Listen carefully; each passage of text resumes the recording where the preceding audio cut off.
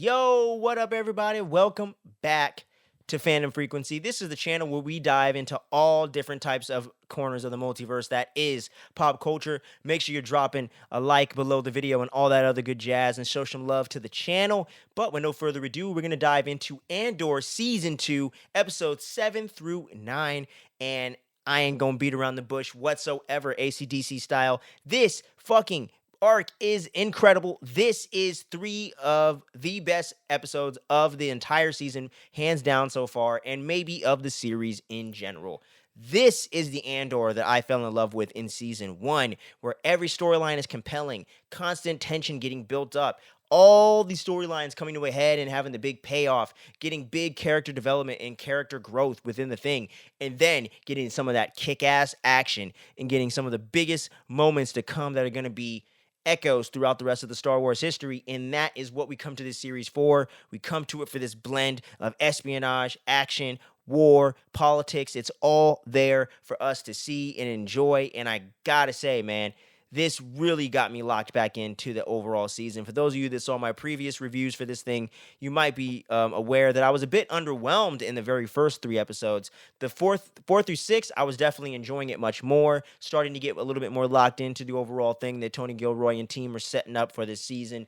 But this is where the show comes together, and all the payoff is there. And ultimately, some people may be in the comments and be like, well, if you would have been patient and wait for the build-up, that's not necessarily my thing. It was just a pacing thing. I don't mind storylines and things being a slow burn and having to take its time to build up. It just felt like things were a bit inconsequential and were a little bit dragged out, especially in the first 3 episodes, to really justify having that 3 episode arc. And we're jumping a year in between every time, and it just feels like a couple of those first events didn't mean much to the overall kind of storyline and the overall kind of place it is in the Star Wars timeline. It just felt a little bit more personal to Cassian Andor, or a bit inconsequential to the overall rebellion and empire at that period of time in the Star Wars universe. But this is a pivotal moment within the show, because the Gorman massacre that goes down in episodes 8, let me tell you what, best episode of Star Wars television ever.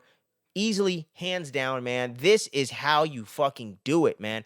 Not an ounce of this doesn't feel like Star Wars whatsoever. Not that the other 6 episodes had any of that issue whatsoever, because this show does not have that issue for me personally as a viewer. But this is what I'm talking about, where the politics and the action and some of the grittiness that Star Wars can offer really comes through strong here. And just the entire time from the very beginning of episodes 8, from the very first second, it is building tension to this moment where this conflict that's been boiling up all this time at Gorman is about to go down, and the Empire is about to make a move that even alienates their own people. And that's some of their own people, just a couple that we know about, Deja and Cyro, respectfully. You know, many lives are lost. Many people lay their lives down on the line to make a stand. And it starts off peaceful, and it's just people singing and protesting. It's actually not the violent thing that we all knew was going to happen, but knowing the Empire, knowing how violent that they are, and knowing the history that we have with it in retrospect, previously and after in the timeline, as Star Wars fans that are pretty caught up with just about everything, if not everything, you're well aware just how dark and sinister they will go, just how much blood they were willing to spill in order to enact the Emperor's will. And that is something that comes through strong here, because they essentially kick off an entire conflict that was completely unnecessary and start an entire genocide on Gorman, when it started off as a peaceful protest, man. And we've seen a lot of that go down in just a few years ago, regardless of how you fall on that kind of political topic, right? However you fall politically, I think just seeing something like this echoed in the show in such a real and organic way is really something to see. You know what I'm saying? And not taking a side in anything that's real world to us. But the fact that this really plays into the themes that Star Wars has always had since A New Hope, aka Star Wars, in 1977. You know what I'm saying? So this has always been a part of the DNA. And I think, unlike even the prequels with Phantom Menace, I'm of the fucking millennial generation. I love those movies too, just like everyone else or a lot of other people. But they do have their flaws, and one of the big flaws with Phantom Menace that a lot of us have had, including myself, as I got older, was the fact that the politics was done in such a boring and very one-dimensional sort of way.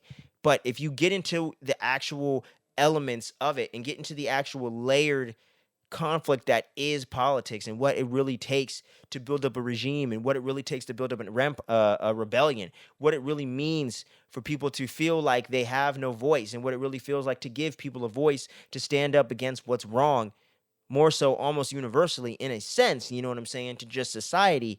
I think that's something that a lot of people can resonate with, regardless of where you fall on your political spectrum over the years and over the decades. And when it's seamless to your storytelling, and when it's a part of what the actual essence of the franchise and or IP or story really is about, I think it could be such a beautiful way of telling a story. And this is nothing short of that, man. And getting to see the performance of the actor that plays Cyril, which I'm going to pull up his name right quick. Give me one moment here, man.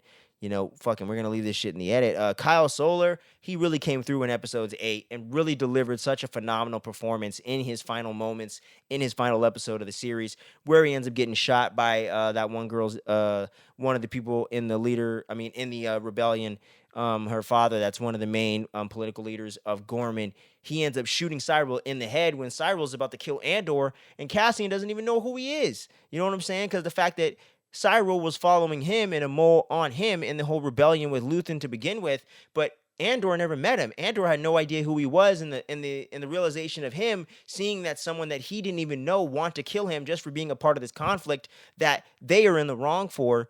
You know what I mean? It's just a whole entire mind fuck, man. And that's the fucking beauty of this particular episode, man. It's so awesome.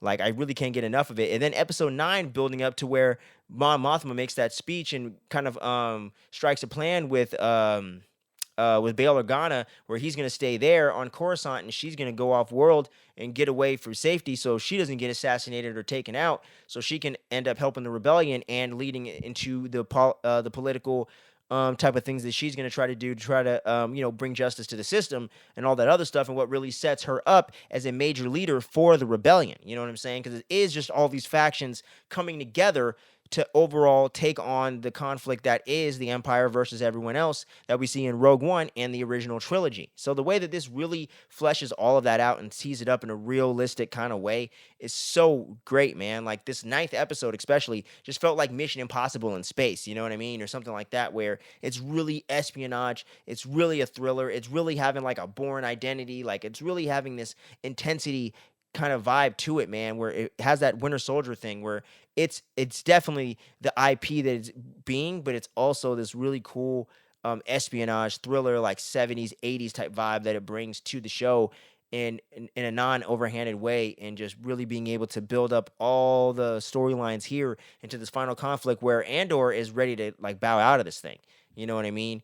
And yeah, so it's just incredible stuff. And the one last thing I got to mention before I sign off is the K2SO or the K2 droid sequence where they're just going through wreck and shop in episode 8, and how that ultimately ties into the setup for K2SO and how him and Andor end up teaming up, him getting reprogrammed by the rebellion, one of the scientists there, and how that all comes to head, and how that's going to tee up this final arc to kind of set up their overall kind of friendship and kind of a partnership, if you will, that led into Rogue One, and how that all leads to the ultimate sacrifice that is getting the freaking Death Star plans. But yeah, so this is what I signed up for Andor Season 2. Phenomenal arc, man. I can't wait to see what happens in episodes 10 through 12. But y'all let me know what you thought about Andor Season 2, episodes 7 through 9. Do you think episode 8 is the greatest freaking episode of Star Wars television of all time? If you agree, let me know. If you disagree, let me know. And always let me know why, because we can get into friendly discussion, whether we agree or disagree. That's what it's all about in this world that is Phantom Frequency. Thank you so much for sticking around to the end of the video. We got a lot more fun stuff coming at y'all. Be on the lookout for my Thunderbolts spoiler review and breakdown, all the nitty-gritty details of that, aka the new Avengers. Spoiler alert, you've been warned. But yeah, go ahead and check that out. If it's not already live on the channel when you're watching this, it will be real soon. But until then, stay tuned, don't sleep, much love, and peace out.